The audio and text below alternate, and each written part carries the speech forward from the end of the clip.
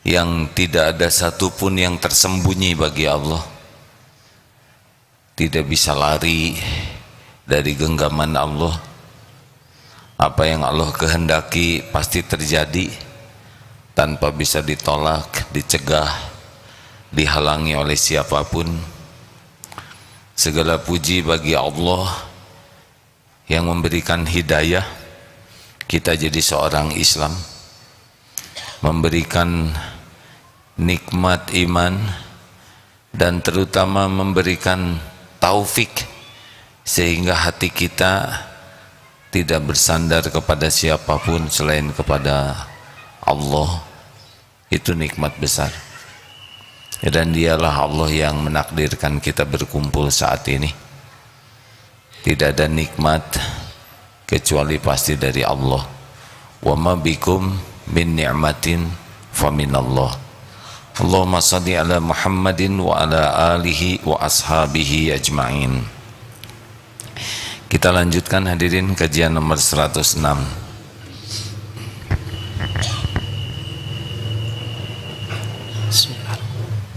Bismillahirrahmanirrahim.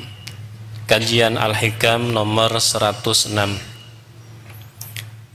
Ma'siyatun awrasat dhullan waftiqaran khairun min ta'atin awrasat izzan wastikbaran.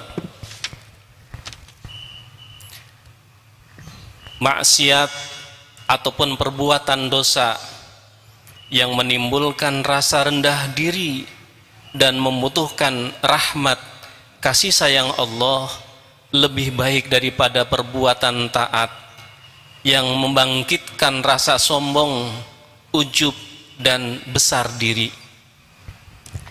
Yang saya pahami di sini bukan maksiatnya, tetapi rasa rendah diri di hadapan Allah, rasa takut kepada kemurkaan Allah, rasa berharap diampuni, disayang Allah, itu lebih baik daripada taat tetapi menjadi maksiat hatinya. Dalam taat ini juga ada maksiat kalau tidak hati-hati. Satu, ujub. Ujub itu merasa dirinya lah yang bisa membuat taat. Saya sudah tahajud, saya sudah saum, saya sudah menghafal Quran, saya semakin besar saya, itu berarti semakin tidak berkualitas. Karena sebetulnya tidak mungkin kita melakukan kebaikan kecuali min fadlir rabbik. Tidak ada kita bisa sekarang ini sholat, duduk, mendapat ilmu, berzikir, kecuali semuanya adalah karunia Allah saja. Jadi penyakit orang yang ibadah atau menuntut ilmu adalah ujub, merasa inilah jerih payah saya, kegigihan saya, kesungguhan saya, kemampuan saya, itu sudah rusak. Padahal dalam sholatnya saja iyyaka na'budu wa iyyaka nasta'in. Hati-hati hadirin, termasuk ini terbangunnya masjid ini buah dari doa saya. Kita bisa berdoa juga dengan taufik Allah. Kalau Allah tidak mengilhamkan kita berdoa, kita tidak bisa berdoa.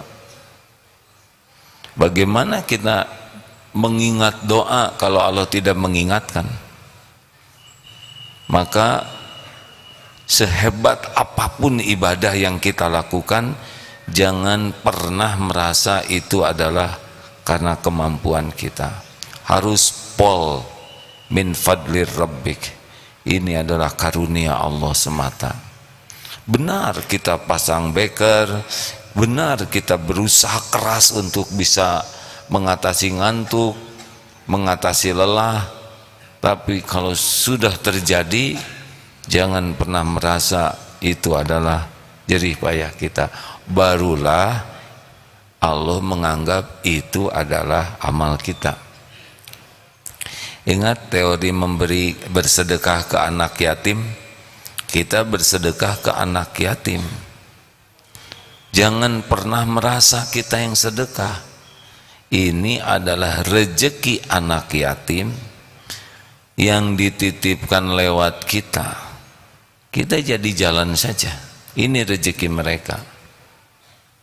Kalau kita merasa saya yang bersedekah, hilang pahalanya. Tapi kalau merasa ini adalah rezeki Allah untuk anak yatim, hanya diamanahkan, dilewatkan kita, tidak ada rasa berjasa, barulah dicatatkan jadi amal kita. Ujub, makanya hati-hati merasa diri itu. Dua, takabur, penyakit ibadah itu jadi sombong. Sombong itu selalu membutuhkan orang lain. Kalau ujub tidak memerlukan orang lain. Kalau sombong, dia harus ada yang direndahkan. Maka ini lebih berat karena iblis juga aba wastakbaro. Iblis menolak dan dia sombong ketika disuruh sujud, bukan sujud menghamba ya, sujud menghormati. Nabi Adam tidak mau. Mengapa?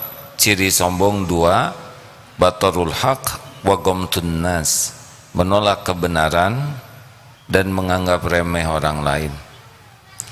Jadi kalau kita sholat kemudian merasa orang lain lebih rendah dari kita, ini berat sekali. Contoh ya, contoh ini, yang hafalan Qur'annya banyak, mendengar imam bacaannya tidak sebanyak yang dihafalnya, kemudian ada rasa imam ini baru hafal juz 30 dan beliau merasa sudah hafal 30 juz, itu sudah ada ujubnya, ada sombongnya.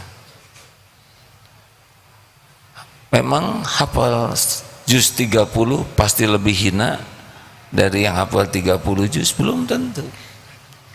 Mana yang paling bersih hatinya, itu yang paling bagus hafalannya.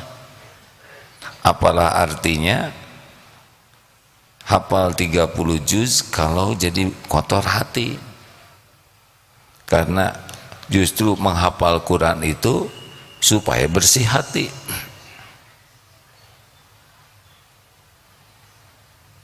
Atau santri yang belajar Baitul Quran, tahsinnya lebih sempurna. Ada benar, ada sempurna. Sempurna itu di atas benar, tapi kalau benar itu tidak salah. Ada imam sudah sepuh, umurnya 70 tahun, tahsinnya sudah benar, hanya bacaannya tidak salah, tidak mengubah makna. Apalagi ada logat kedaerahan. Lalu sepanjang sholat itu santri yang baru belajar tahsin itu terus saja menilai imam ini salah. Ini kurang halus, ini kurang bersih, jadi boro-boro sholat. Karena selama sholat itu terus menilai imamnya, menganggap imam ini nggak layak jadi imam. Padahal kebaikan ilmu imam tersebut banyak, sholatnya lebih banyak, melewati Ramadannya lebih banyak. Hati-hati hadirin, mendapatkan satu Ramadan saja kalau sempurna bisa dahsyat sekali. Orang yang sudah sepuh Ramadannya lebih banyak dari kita, bisa jadi habis itu pahalanya, habis dosanya, bisa jadi melimpah ruah pahalanya. Hanya memang Allah belum memberikan kesempurnaan tahsinnya, tapi tidak mengubah makna. Nah, orang yang sombong menilai rendah seseorang karena ilmunya, karena ibadah dia. Aduh, bahaya. Itikaf ke masjid, sedang pada tidur, situ tidur, sini tidur. Terus, ya Allah, saksikanlah olehmu. Beginilah orang-orang, tidak ada yang sungguh-sungguh kepadamu. Ampunilah mereka. Duh, padahal itu baru selesai sholat. Padahal siapa tahu dalam tidurnya dijamu mimpi bertemu Rasulullah SAW. Masih ingat kisah bapak dan anak? Bapak dan anak ke masjid, kata anaknya, Pak, lihat sepertiga malam terakhir orang-orang itu malah tidur. Menurut bapak bagaimana? Menurut bapak bagusan mereka, nak, tidur daripada kamu bangun ngomongin orang, ya.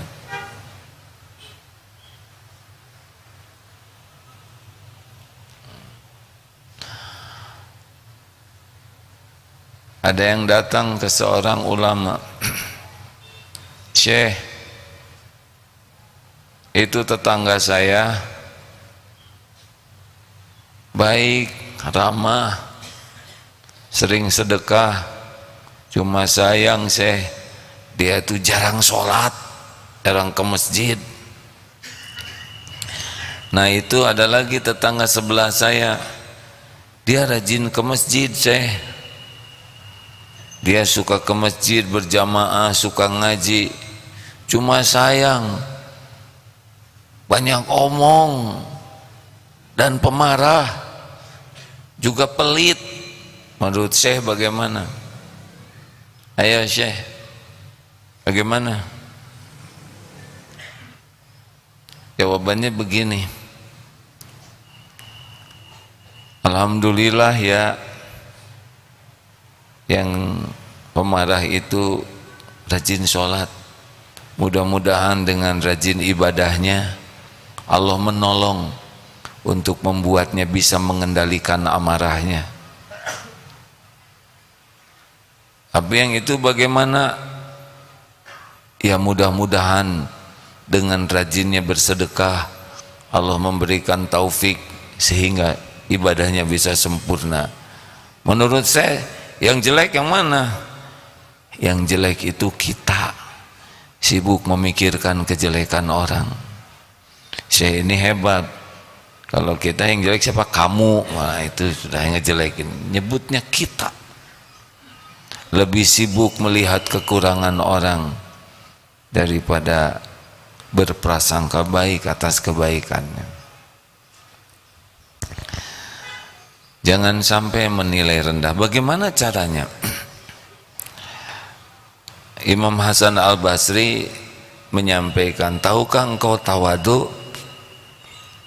Tawadu itu engkau keluar dari rumah dan tidak melihat seorang muslim pun yang lebih rendah dari dirimu.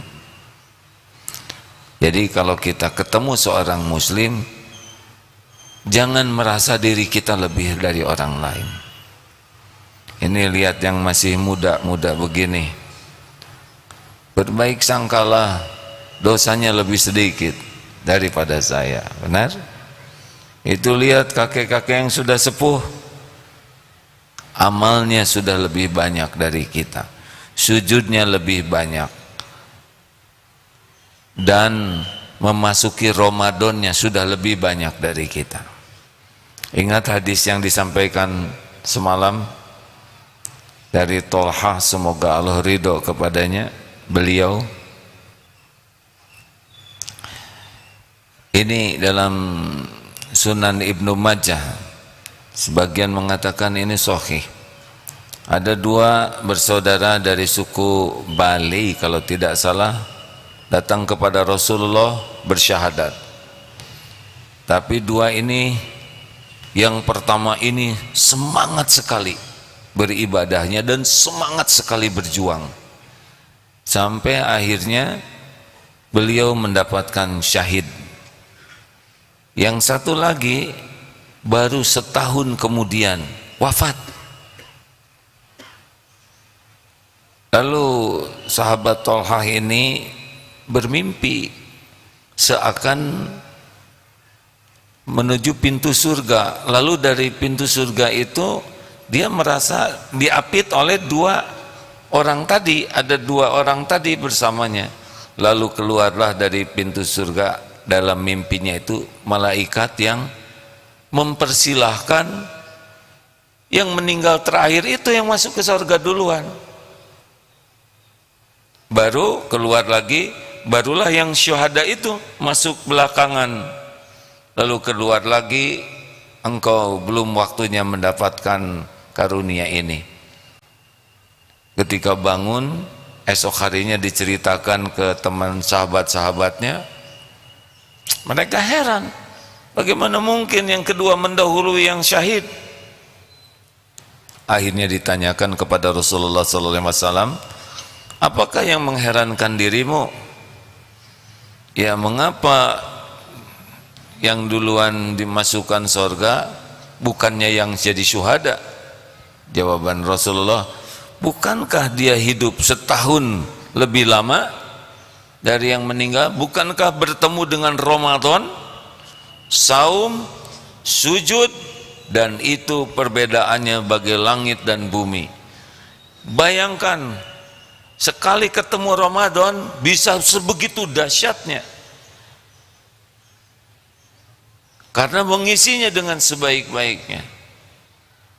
Man shoma Ramadana imanan wahtisaban ghufira lahu ma taqaddama min dambi.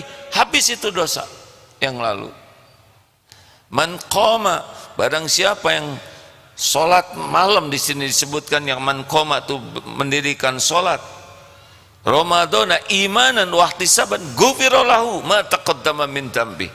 Apalagi kalau dapat Lailatul Qadar. Jadi kalau kita lihat yang lebih sepuh dari kita, husnuzon kita, beliau sudah dapat Ramadan lebih banyak.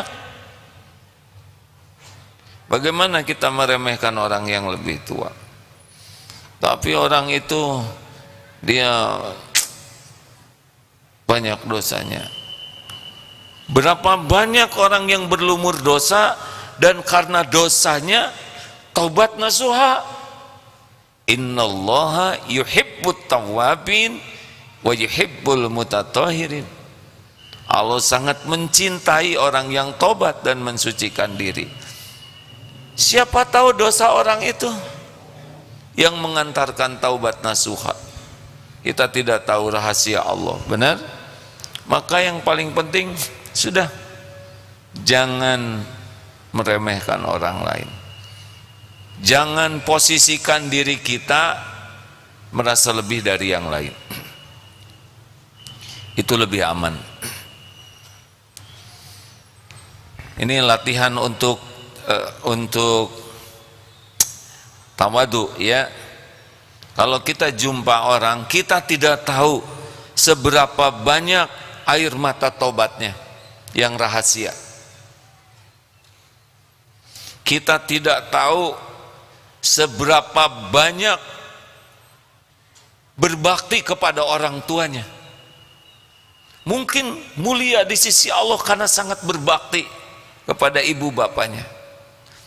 Kita tidak tahu, mungkin lihat pedagang berat bawa dagangan, kita tidak tahu seberapa banyak pahala yang diberikan Allah untuk nanggung keluarganya karena bekerja luar biasa dan ikhlas. Mungkin ada yang sakit, kita tidak tahu berapa banyak dosanya habis dengan sakitnya ini. Ada seseorang yang difitnah, kita tidak tahu berapa derajat yang diangkat oleh Allah, buah dari hati yang ridho dan sabar menghadapi fitnah. Kita tidak pernah tahu. Tiap orang di antara kita punya kapling takdir masing-masing, punya episode masing-masing.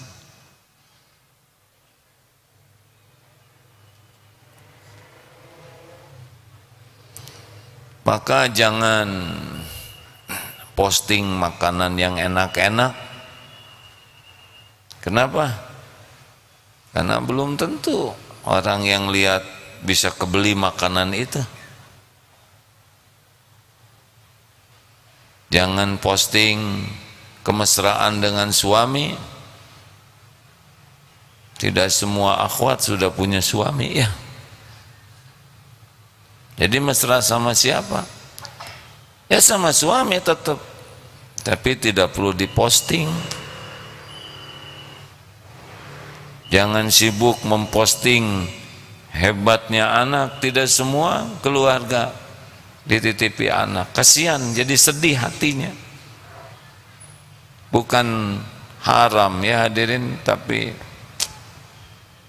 rabaklah perasaan orang yang tidak seperti yang kita miliki. Jangan posting sepatu bagus, karena nanti maling jadi ingin ya. Sudahlah, rabak perasaan orang sehingga kita tidak tergelincir untuk melakukan hal yang mengotori, membuat orang sedih karena empati kepada orang. Apalagi penyakit dari ibadah, riya. Orang munafik juga sholat, tapi sholatnya demi dilihat orang. Ada yang ngimamin itu semangat jadi imam karena ingin orang tahu kemerduan suaranya. Kita tidak boleh buruk sangka ke orang, ya ini kalau kita yang jadi imam gatal, apalagi kalau kita punya suara yang oleh Allah diberi bagus, apalagi kalau ada yang muji, Kang kalau akang jadi imam bergetar hati saya. Udah itu mihrab jadi wilayah kekuasaannya. Kalau ada orang lain yang ngimamin, dia kecewa karena tidak bisa mengeluarkan suaranya. Kalau dia hafalannya panjang, dibaca sepanjang mungkin, sampai imam, sampai makmum ada yang ngejungkel mungkin. Hati-hati hadirin sekalian, diberi kelebihan itu, kalau pecinta dunia akan sibuk cari penilaian makhluk, riya. Emang saudara pikir mudah jadi imam? Tidak mudah. Kalau melangkah mudah, takbir mudah, tapi sholat dengan niat yang benar, dengan hadir, itu belum tentu juga. Sekali lagi, ini bukan untuk menilai siapapun ya, ini kalau kita yang jadi imam. Tidak mudah, karena dalam ibadah juga bisa ada maksiatnya. Riya, senang sekali mencari kedudukan di hati orang. Apakah dakwah begini aman? Berat dakwah seperti ini hadirin. Bisa ingin pamer dalil, ingin pamer kesolehan dirinya, atau menceritakan sesuatu agar dikesankan kita sudah seperti itu. Tahajud dong, nikmat. No, dia memperlihatkan seakan-akan dirinya sudah tahajud, nikmat, padahal dia tidak merasakan itu. Ingin pamer supaya diakui kekuatan ruhiyahnya, kedalaman ilmunya. Belum berarti ceramah seperti ini selamat di sisi Allah. Mungkin yang dengar dapat ilmu, dapat pahala sesuai dengan niat masing-masing, tapi yang ceramah belum tentu selamat. Banyak penyakit hati yang bisa timbul, apalagi kalau jamaahnya makin banyak. Padahal jamaah 1.000, 100.000 seorang, sama.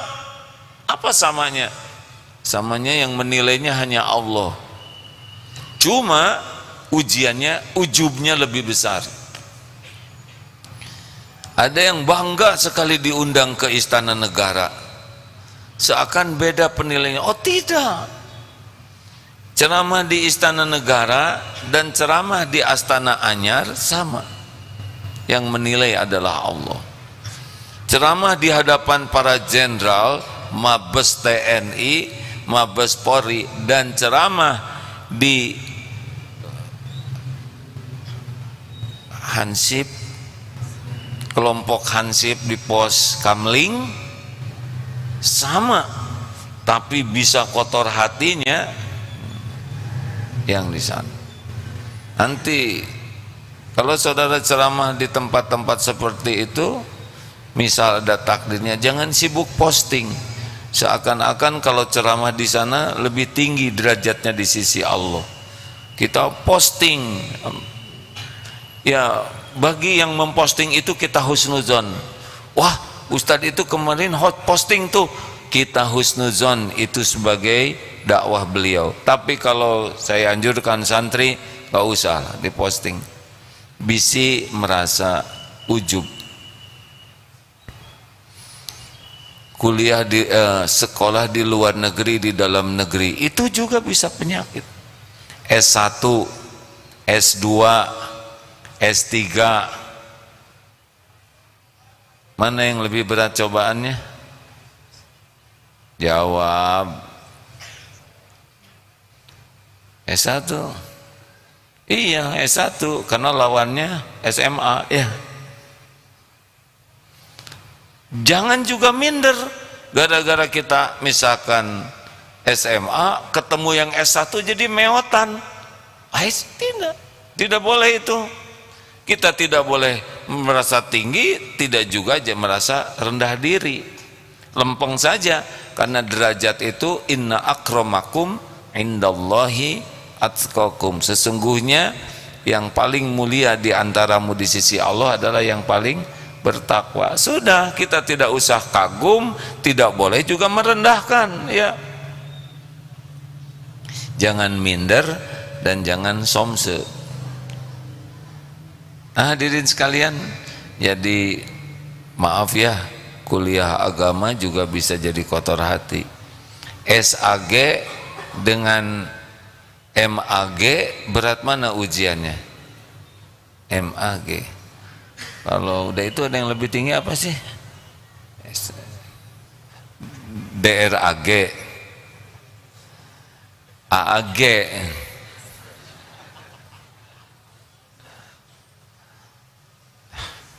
Ujian lah. Jadi siapa jadi orang yang paling sukses dalam hidup? Yang paling bersih hatinya, itulah paling berilmu. Orang yang ilmunya paling bagus, yang paling bersih hatinya. Orang yang ibadahnya paling bagus, yang paling bersih hatinya. Karena yang berjumpa dengan Allah, yaumal la yanfa'u malu wala banun illa man atallaha biqalbin salim. Ingat, hari tiada manfaat harta dan anak-anak kecuali yang menghadap Allah biqalbin salim, dengan hati yang selamat, bersih. Surat Asy-Syu'ara 8 berapa? Surat apa itu? Asy-Syu'ara 8889 ya. Begitu. Karena Allah tidak lihat casing. Makanya, wah kalau gitu saya tidak mau jadi imam. Udahlah, siap jadi imam. Wah, saya nggak akan kuliah tinggi-tinggi, daripada jadi sombong. Udah bodoh, sombong lagi, ya kan? Mungkin dengan tingginya ilmu lebih tawadu. Ya begitulah hadirin. Jadi kata kuncinya, udahlah, jangan merasa lebih dari orang lain, dan jangan melihat orang lain lebih rendah dari kita, khususnya muslimin, mukminin. Ada yang akan kita diskusikan? Silakan.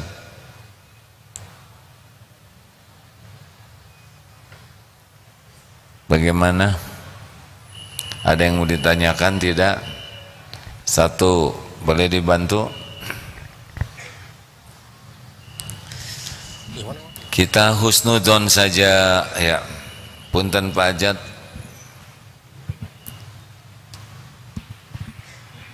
Ada yang bisa bantu? Ya. Yang di balik tiang. Cek. Assalamualaikum warahmatullahi wabarakatuh. Waalaikumsalam warahmatullahi wabarakatuh. Agim Bapak Ibu Teteh, perkenalkan saya Adi Aryani Pane. Saya usia 33 tahun. Alhamdulillah masih jomblo. Keseharian saya mungkin sudah ada yang sebagian tahu. Saya pengamen Cihamplas atau flyover Pasopati yang sering menyenandungkan sholawat dan religi, juga pernah sempat menyapa Agim sepedean sama teman-teman beberapa bulan lalu. AA dan semuanya, izin bertanya.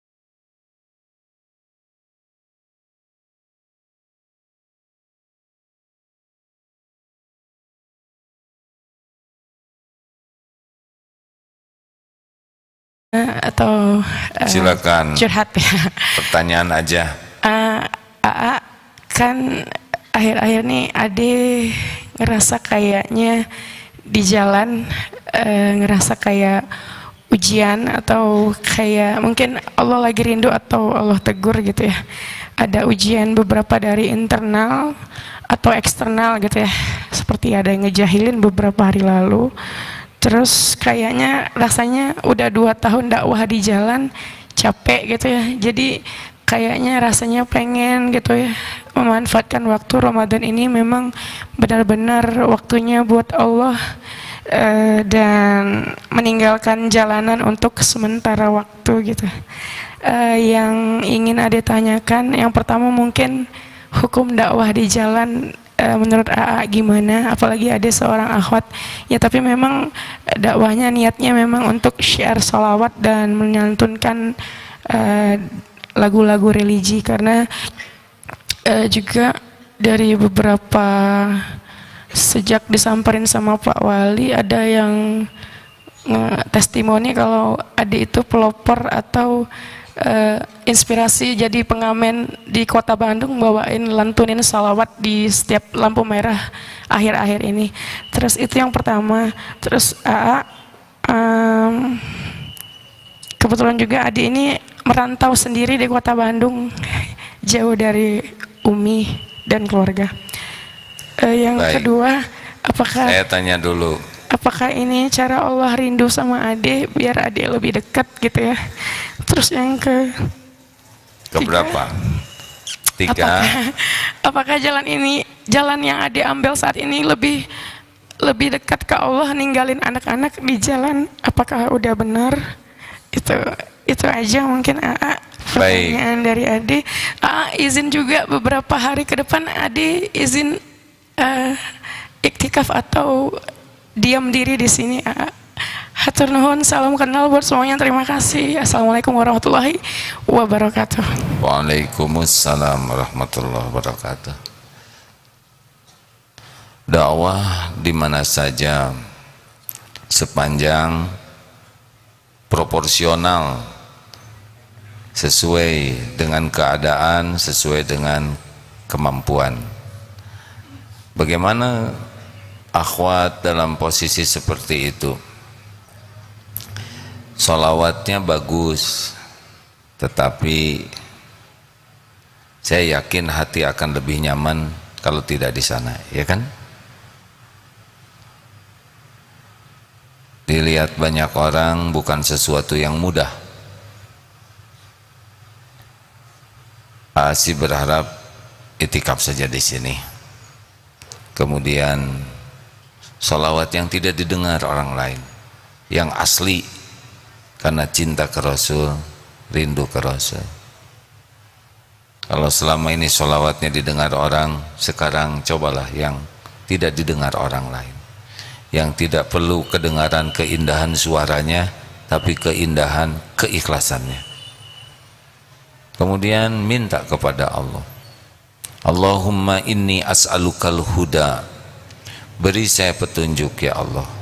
wattuqa, ini doanya, dan ketakwaan, wal afafa, keterjagaan, wal ghina, hati yang kaya, dibuat cukup nanti rezekinya. Coba doa itu ya, nanti Allah kasih jalan. Sudahlah, cukup 2 tahun ya. Anak-anak nanti ada yang ngurus, cari jalan lain yang lebih sesuai fitrah seorang pendakwah wanita ya. Belajar lebih banyak agar lebih pas nanti dakwahnya. Begitu? Ya sudah, di sini aja itikaf. Nanti DKM akan bantu. Begitu dari A. Saya kira 2 tahun sudah cukup. Kalau mau khidmat di masjid juga bagus. Begitu. Ada lagi? Acungkan tangan silakan, 2 lagi, 1 silakan. Boleh mendekat sedikit Pak, mikrofonnya ada di sini. Ya, terima kasih. Baik, assalamualaikum warahmatullahi wabarakatuh. Waalaikumsalam.